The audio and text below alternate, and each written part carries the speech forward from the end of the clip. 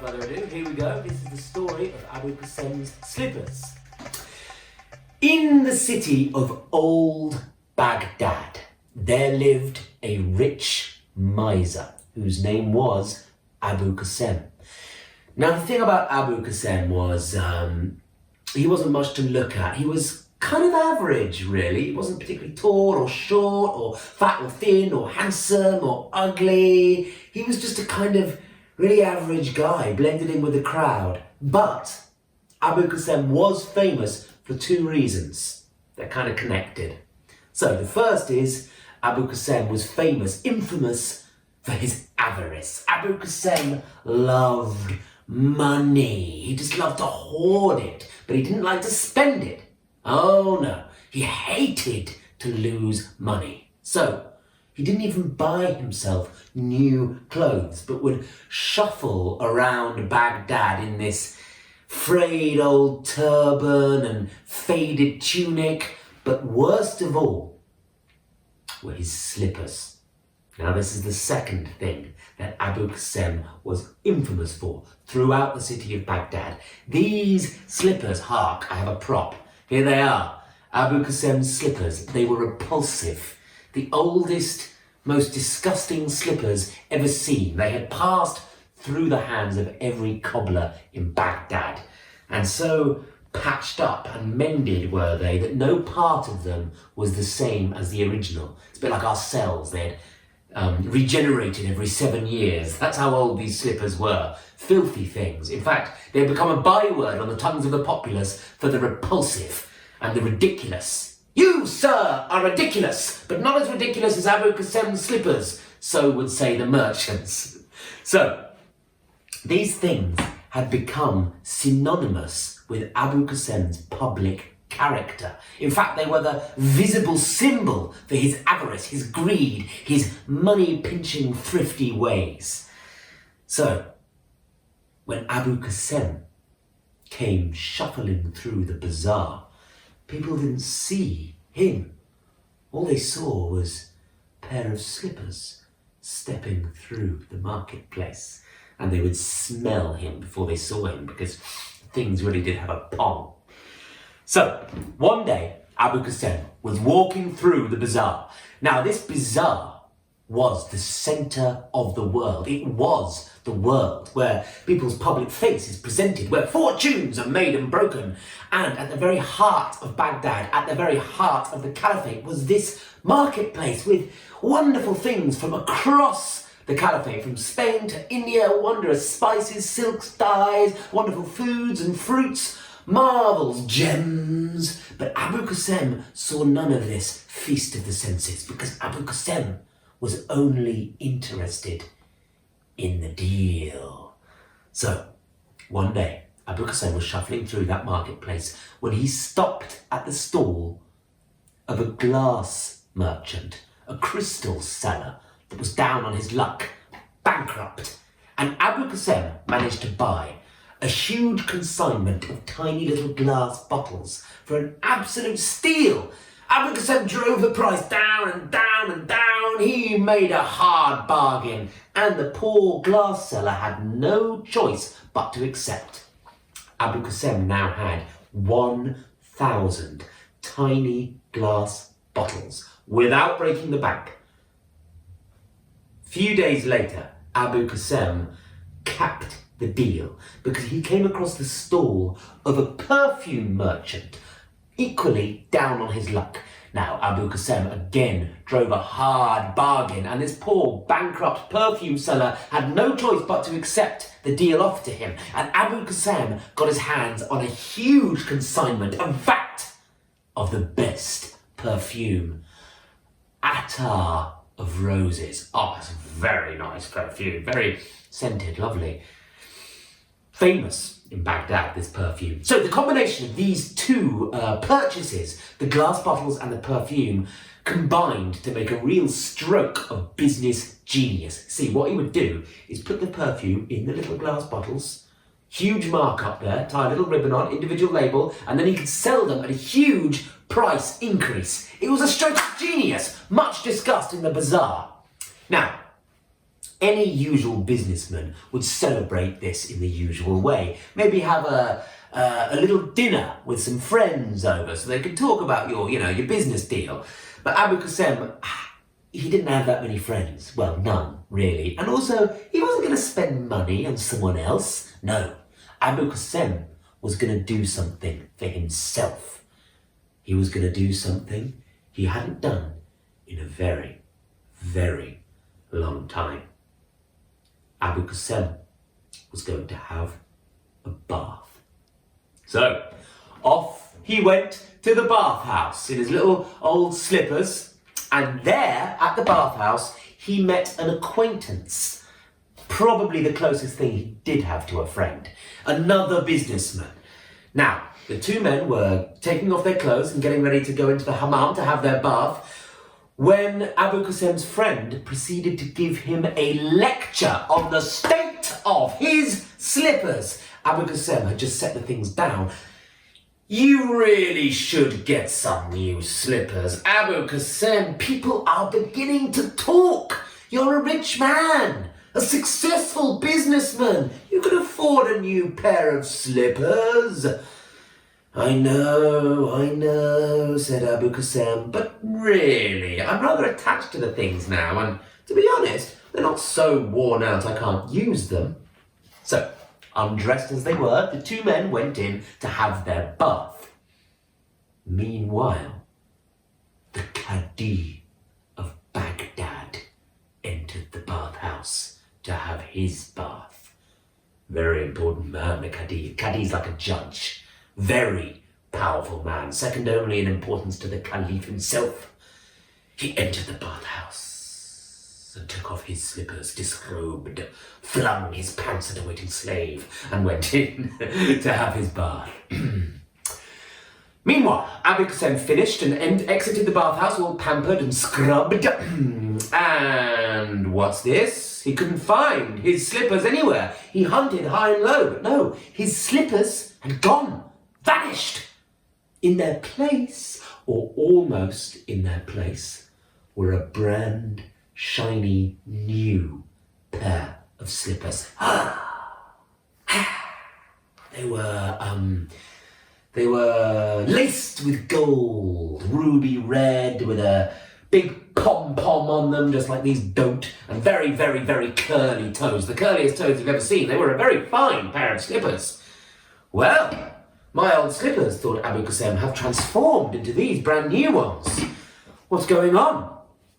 I know, thought Abu Kassem. My friend, who just gave me a lecture on the state of my slippers, has bought me a new pair, perhaps to, ingratiate himself into the company of a much more successful businessman. Yes, that must be it. So, his conscience clear, Abu Kassem slipped his feet into his new slippers. They were a perfect fit. And off he trotted home, feeling very, very pleased with himself. Moments later, the Cadi of Baghdad exited from his bathhouse in a cloud of steam. But what's this? His slippers were nowhere to be found. His slaves hunted high and low, but the slippers were gone. The whole locker room was empty. The only things they could turn up were, that's right, the filthy old slippers of Abu Kassem. And of course, everybody recognized the slippers because they were proverbial and famous throughout the city of old Baghdad. The Cadi was furious. He immediately sent the bailiffs of the High Court round to Abu Kassem's house, who was caught red-handed, red-footed, with the slippers on his feet. Abu Kassem was hauled before the courts. No one paid any attention to his story that they thought they were a gift from his friend. Abu Kassem was given a huge fine because of the insult given to His Eminence the Cadi of Baghdad. A huge fine which would exactly cancel out the profit he had projected from the perfume in the tiny glass bottles. And to make matters worse, he was given his bedraggled old slippers back to shuffle home in. Well, Abu Kassem got home very, very upset. He hated to lose money. He got his old slippers. The attachment he had once felt for them had now completely evaporated. Now all he felt for them was disgust. got them and he threw them out of the window, the top floor window of his house, and they sailed through the air and landed with a plop in the river Tigris that crept muddily past his house. Abu Kassem got to work at once. He had to make that money back which he had lost in the fine. So he set about putting the perfume, the attar of roses, in the little glass bottles, tying the little ribbons on and doing the little labels, and he started putting them in a row. It would take him all night. 1,000 bottles, remember? 1, 2, 3, 4, 5 rows and rows and rows of them, doing a little Jenga tower, he was. Dawn was breaking. Abu Kassem had been making these little glass bottles all night. The city was waking up, the usual commotion. Fishermen were casting out their nets on the river. There was a hubbub. One of the fishermen had caught a big fish. He hauled his nets. It was huge. This was no fish. This was surely treasure. Maybe some clay vessel filled with a genie that would grant his every wish. The fisherman would be rich. He pulled his net onto the deck of his little boat. But no. All that spilled out of his nets were a mass of dead fish, followed by the slippers of Abu Kassem. They'd killed the fish and ripped a hole in his nets. The fisherman was very angry, and he hurled the slippers through the nearest window, which just so happened to be, yep, you've guessed it, Abu Kassem's. Abu Kassem, meanwhile, had just finished the 1,000th little glass bottle filled with the attar of roses, filled with the attar of roses with a little ribbon round them, when smash! The slippers came sailing through the window and smashed every single glass bottle. Abu Kassem was sat there, mouth agape, covered from head to toe and his living room in glass shards, attar of roses and human shit. Abu Kassem was inconsolable. He howled with sorrow and rage. How could you do this to me? He said to his slippers. He had lost everything now, the glass bottles, the perfume, everything. But he would get rid of these slippers if it was the last thing he did. So he waited till nightfall when all his servants were in bed. No prying eyes, you see. And then he got a spade. And then he went out into his garden with his slippers under his tunic. He dug a hole, nice and deep. And then he got his slippers, whispered to them, "You will trouble me no more," and placed them carefully, a little sadly, in the hole and covered it up with dirt. Convinced no one had seen him, he went inside, rubbing the soil from his hands. But Abu Kassem was being watched, because Abu Kassem had a nosy neighbour. And this nosy neighbour, this curtain twitcher, had seen Abu Kassem bury something in the ground. What could it be? Thought the neighbour. Abu Kassem is a rich man with many servants, yet he buries this thing himself. It's treasure. Yep, that's what it is. It's undeclared wealth. He should be paying tax on that. I pay tax. He should be paying tax. I'm going straight to the Cadi to inform against Abu Kassem, said this neighbour to himself. Talked to himself. The next morning, the bailiffs of the High Court were round in Abu Kassem's garden with their own spades, digging up his garden. Abu Kassem tried to stop them, but they ignored him. They were digging up his whole garden, and they found, sure enough, a pair of slippers. But they dug a little deeper. Something metal was buried beneath the slippers. They uncovered it and took out a box of iron. They opened it, filled with gold, silver and gems. A fortune in buried treasure. Well, Abu Kassem was in big trouble. All buried treasure has to be declared to the Caliph. So Abu Kassem was hauled hauled before the courts, before the Cadi himself, who paid no attention to his feeble claims that he was just trying to bury some slippers. No, Abu Qasim was given a colossal fine. The fine was made even bigger because he had surely already sold some of the treasure. Well, that fine equaled half of Abu Qasim's entire fortune. He was cut in half that day, financially speaking. And he was given back, to add insult to injury, his soil-covered slippers. Abu Qasim got home, incandescent with quiet rage. He fired all his servants. He couldn't afford to keep them anymore. He got his slippers and said, I will be rid of you if it's the last thing I do. But Abu Qasim was quantumly entangled with his slippers. They were part of the fabric of his fate now, and he wouldn't be rid of them so easily. Still, he would try. So, that night, with some of his remaining fortune, he bought 2 camels and hired a guide. He waited till nightfall, and he left the city. If he couldn't destroy the slippers, he would have to get them somehow out of town. So Abu Qasim and his guide and the 2 camels went for many hours under the light of the yellow moon, through the desert, up into the hills, until eventually, in the dead of night, they reached a lake. Huge lake. The stars and the moon reflected in its glassy depths. And Abu Qasim ordered the guide to wait some distance away. He couldn't trust anyone. And then he approached the water's edge alone, and out of a velvet bag he took his once precious slippers. He whispered a prayer to their souls and threw them into the mirrored depths of the lake and watched them swirl out of his life forever. But that lake was no lake. That lake was a reservoir. A reservoir that fed the city of Baghdad with clean drinking water. Yes, and as those slippers swirled out of Abu Qasim's life, they swirled right into the clay pipe, blocked it up, and broke it.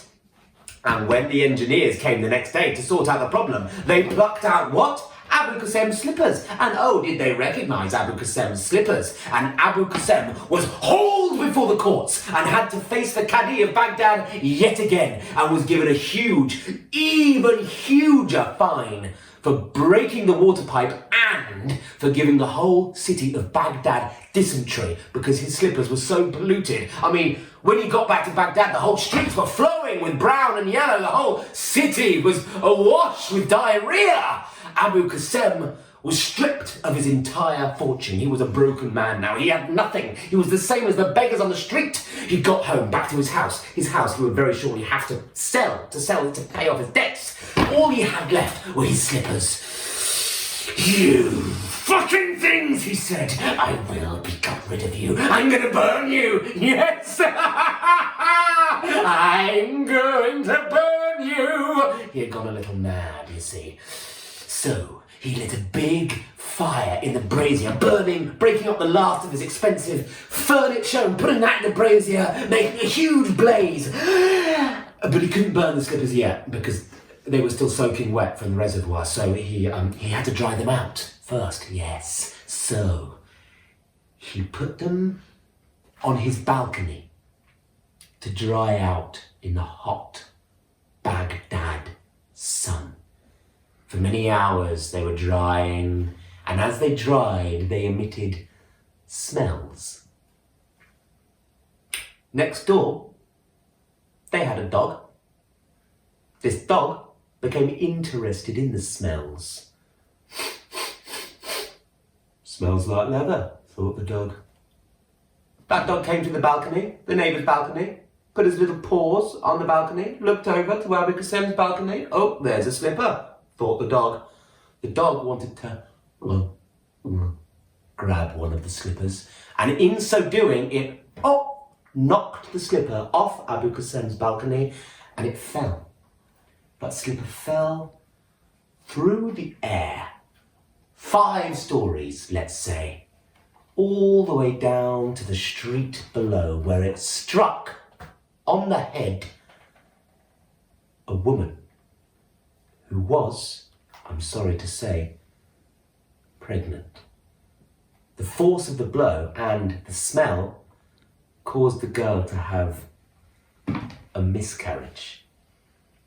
When Abu Kassem looked down over the balcony, as if in a nightmare, he could see a ring of people, he could see a woman stretched out on the floor, there was blood, there was a man holding a slipper, her husband pointing up at Abu Kassem, and there was the city watch with curved swords and curly shoes and spikes in their turbans. They were banging at Abu Kassem's door. They were thundering up the stairs. They were banging on the door of his living room. They were bursting in. They were laying hands on Abu Kassem. Abu Kassem fainted.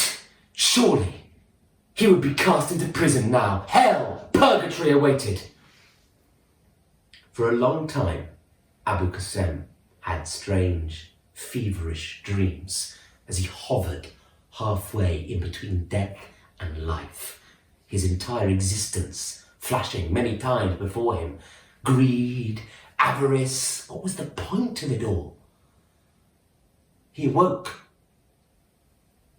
some time later, expecting to feel a hard stone floor of a prison cell, so was somewhat surprised to find himself in a goose feather bed. Silk sheets. He peeled them back. He was wearing silk pajamas, red, not his own. He looked around the room. It was carved from pure white alabaster, every inch covered in phrases from the Quran, like it was sculpted out of divinity itself. He looked out the window and there were sweethearts and nightingales courting in the pomegranate flowers, sunlight streaming in through the window, the sound of running water, harp music. He was in paradise. There was no other explanation. He had died and gone to heaven. But there must be some mistake, thought Abu Kassem. I don't belong here. Me, Abu Kassem, the greedy, avaricious merchant, I should be in the other place. Well, if there's one good deed I will do, I will sort this out. I must find the necessary celestial authorities. Who is it? St. Peter, whatever. Find him. I will explain. So Abu Kassem, in a bit of a fit, opened the door and he started running through the alabaster corridors, his pajamas flapping behind him as he went. Eventually he went through this labyrinthine maze of white marble, the palace of the divine, of heaven. Eventually, at the very centre of the centre, at the source of being, he came across the largest set of doors in existence, pure gold beset with gems and jewels. He pushed open these doors and was blinded by brilliant white light.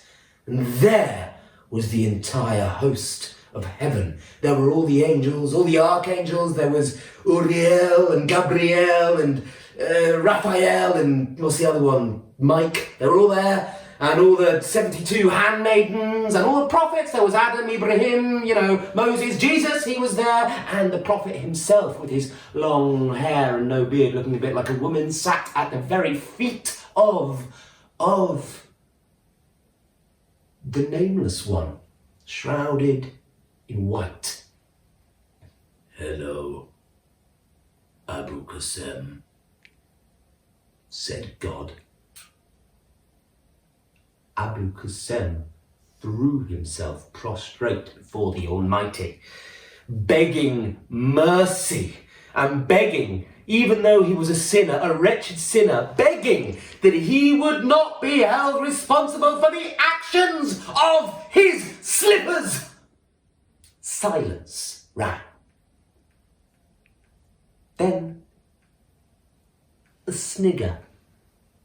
A little snigger that grew into a giggle, that grew into a laugh, that grew into a great torrent of howling mirth from all the assembled angels. The angels were mocking him. Abu Kassem blinked. His eyes became accustomed to the white light. There, on a pedestal before him, were his slippers! Abu Qasim grew more accustomed to the room, and he realised with a horrible thud that he wasn't in heaven at all. These weren't angels. These were the politicians and viziers of Baghdad. He even recognised some of them. Stood at the right hand was the Qadi of Baghdad, and there, before him, was the Caliph himself, the ruler of all the faithful. And at the feet of the Caliph, giggling, who he thought was the Prophet, peace be upon him, was, in fact, a woman. She looked kind of familiar. Turns out, bit of Deus Ex Machina here, get ready, plot inbound. Turns out the Caliph of Baghdad once had a daughter, his only daughter, who he loved very much, who one day had disappeared without trace. Turns out she had suddenly got amnesia and had wandered, without anyone noticing, out of the Golden Palace and into the company of thieves, where she was forced to marry against her will and bear children. Just so happens the force of that slipper striking her head had caused her entire life to come flashing back to her, and she went straight to the palace and had her old husband thrown in jail, and Abu Qasim was conveyed to the palace unconscious but a hero, and they had all been waiting on tenterhooks for him to awake. Well, Abu Qasim was amazed to hear this story, and the Caliph, tears of laughter still dripping down into his beard, smiled at him and restored to him his fortune, on one condition: he would be a bit less of a dick in future, and, this is the important bit, he would have a special room in his house built for the slippers, because they were part of him now. He had to own up to them. There was no getting away from them. So he might as well build them a special place in his home, on a silk cushion, on a pedestal of gold, on which would be inscribed this Arabic phrase: always remember to change your slippers.